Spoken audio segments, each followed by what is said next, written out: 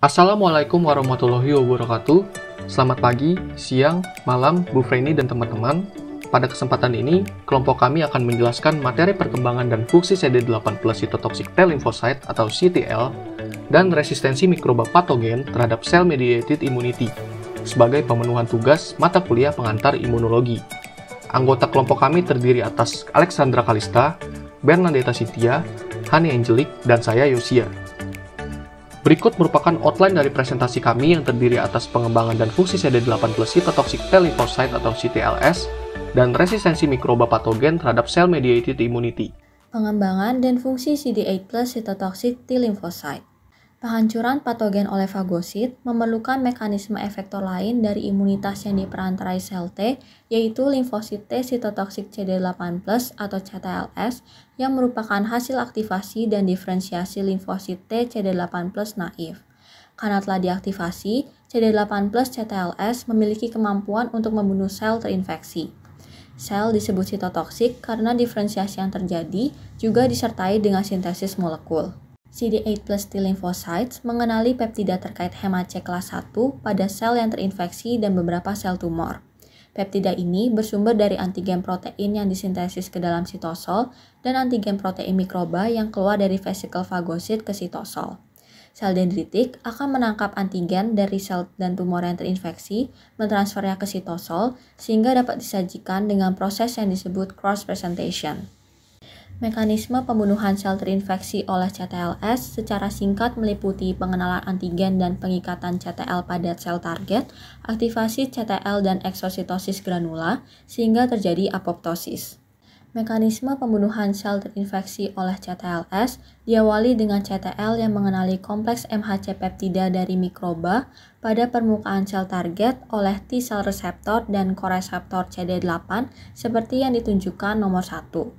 Selanjutnya, pada nomor 2, TCR, CD8 juga beberapa protein sinyal akan mengelompok di membran CTL. Pengikatan ligan terjadi membentuk adesi erat antara CD8+ CTL dan sel target, serta sinapsis imun sebagai tempat sekresi protein sitotoksik. Molekul adesi seperti ICAM1 dan integrin LFA1 seperti yang ada pada gambar membantu menstabilkan pengikatan CTL ke sel target. Selanjutnya, pengikatan yang terjadi akan mengaktifkan CTL untuk eksositosis atau melepaskan isi granulanya ke arah sel target seperti yang ditunjukkan oleh nomor 3. Isi granula yang dilepaskan ke arah sel target terdiri atas protein berupa granzyme dan perforin. Granzyme dikirimkan ke sitosol sel target untuk memotong dan mengaktifkan enzim caspase melalui mekanisme yang bergantung pada perforin. Perforin dapat memfasilitasi pengiriman granzyme ke sitosol dengan mengganggu keutuhan membran plasma dan endosom sel target. Selanjutnya, granzyme akan menginduksi apoptosis sehingga apoptosis pada sel target terjadi. Selain mengekspresikan granzyme dan perforin pada jalur eksositosis, CTL yang aktif juga mengekspresikan membran protein yang disebut ligan fast pada jalur yang tidak memerlukan eksositosis, di mana ligan fast mengikat dead inducing receptor, yaitu fast CD95, pada sel target. Keterlibatan fase tersebut akan mengaktifkan caspase yang mana akan menginduksi terjadinya apoptosis pada sel target. Penghancuran sel target pada jalur ini hanya memainkan peran kecil penghancuran oleh CD8+ CTL. Sel terinfeksi yang telah mengalami apoptosis sebelumnya dengan cepat akan difagositosis dan dieliminasi, di mana CTL membunuh sel target, kemudian melepaskan sel tersebut dan membunuh sel target lainnya. Keseluruhan hasil dari mekanisme efektor CTL ini adalah terbunuhnya sel-sel yang terinfeksi. Selanjutnya adalah penjelasan terkait kerjasama atau kooperasi antara CD4+ dan CD8+ CTL dalam pemusnahan infeksi intraseluler. Seperti diketahui, CD4+ dan CD8+ memiliki fungsinya tersendiri dalam proses penghancuran sel yang terinfeksi. Namun, dalam proses pemusnahan infeksi intraseluler, sel T CD4+ dan sel T CD8+ bekerja secara kooperatif untuk menghancurkan mikroba, di mana mikroba yang telah difagositosis akan diasingkan pada makrofag vesikel. Kemudian, sel CD4+ akan mensekresikan interferon gamma yang membuat mekanisme mikrobisida aktif. Namun, apabila mikroba tersebut dapat melarikan diri dari vesikel ke dalam sitoplasma, dibutuhkannya CD8+ CTL untuk membunuh mikroba tersebut. dikarenakan mikroba tersebut menjadi kebal terhadap sel T yang diperantarai oleh aktivasi makrofag. Berikutnya, kami akan membahas resistensi mikroba patogen terhadap cell-mediated immunity. Mekanisme dari banyak mikroba patogen telah berevolusi, sehingga dapat melawan cell-mediated immunity. Adapun, evolusi mekanisme mikroba patogen diantaranya adalah menghambat fusi fagolisosom yang menyebabkan keluarnya mikroba patogen dari vesikel fagosit, menghambat pembentukan kompleks MHC peptida kelas 1, menghasilkan sitokin penghambat, dan menonaktifkan sel T secara prematur, sehingga mengakhiri respons sel T. Seperti yang telah disebutkan sebelumnya, mikroba patogen telah mengalami evolusi pada sistem mekanismenya sehingga dapat melawan T limfosit yang merupakan mediated host cell defense.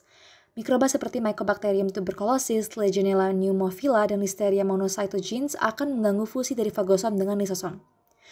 Atau juga dapat membuat sel berpori pada membran fagosom sehingga mikroba patogen berkesempatan untuk masuk ke sitosol. Hal ini menyebabkan mikroba dapat melawan mekanisme mikrobisidal dari fagosit, bertahan hidup, dan dapat bereplikasi di dalam fagositosis. Mikroba patogen juga dapat mengganggu ekspresi MHC kelas 1 dengan menghalangi transportasi peptida antigen menuju sitosol, terkhususnya ke retikulum endoplasma atau ER. Selain itu, mikroba patogen juga dapat mengeliminasi molekul kelas 1 yang baru disintesis di ER. Ini menyebabkan berkurangnya ekspresi permukaan dari molekul MHC kelas 1. Adapun beberapa virus dapat menginvasi dan dapat menyebabkan infeksi kronis dengan menstimulasi ekspresi dari reseptor inhibitori seperti program cell death protein 1 atau yang bisa disingkat dengan PD1 pada sel CD8+, sehingga menyebabkan inhibisi fungsi efektor CTLS. Fenomena ini dikenal sebagai T-cell exhaustion, di mana sel T akan menginisiasi respon kepada virus, namun respon tersebut akan terhenti atau terterminasi secara prematur sehingga respon bersifat sementara.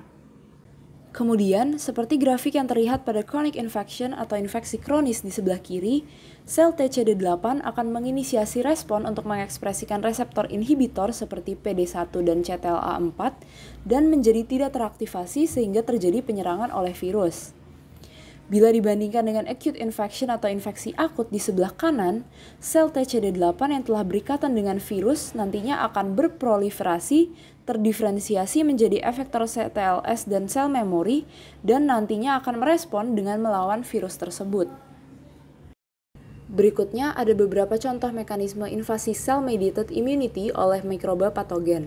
Yang pertama ada Mycobacteria yang menginvasi dengan mencegah terjadinya fusi dari fagosom dan lisosom atau yang dapat disebut fagolisosom. Yang kedua ada Herpes simplex virus atau HSV yang mencegah terjadinya presentasi antigen di mana HSV peptide akan mengganggu kerja dari transporter TAP.